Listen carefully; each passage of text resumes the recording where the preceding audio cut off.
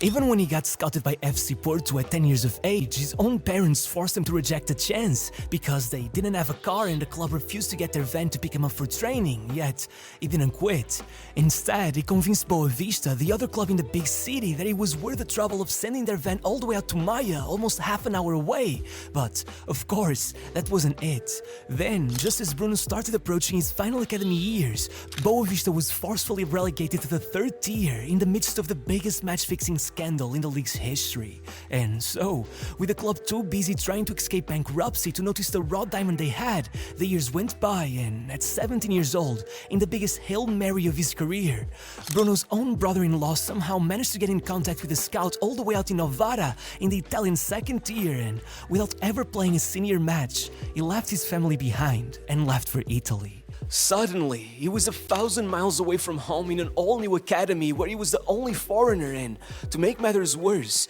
there were issues with his paperwork, and for 8 months, without the club being able to pay him his wage, he lived off of the 50 euros a week his mother would send him, making it pretty much impossible for him to even leave his dorm room. He was calling his girlfriend every night, crying, saying he wanted to quit. So, before she even turned 18, she left the country as well and moved in with him, and that changed everything. By November, Bruno was being moved up to the first team, already communicating with everyone in Italian, and by February, with the club 2 points off of relegation with 10 defeats in the past 22 games, he was made into a regular starter and slingshotted him up the table with only 3 defeats in the remaining 20, sending him into the promotional playoffs, all while their club president nicknamed him the Maradona of Novara, and he began attracting interest from the likes of AC Milan and Juventus, though it would refuse to become a bench player again, instead taking a move to Udinese, hoping to follow the footsteps of Alexis Sanchez and Juan Cuadrado, and getting to learn from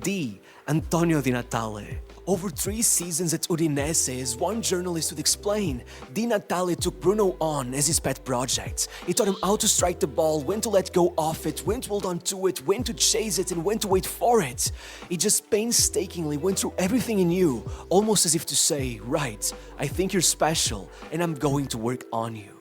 Honestly, I think, as another late bloomer, Di Natale saw himself in Bruno and wanted to make sure he wouldn't let his youth go by him the same way he had. And nothing proves that, as much as the time he publicly berated him towards his final season, claiming that he irritates me because he has more ability than any of us, but sometimes he forgets it. And indeed, the day Di Natale retired was the day Bruno left Udine.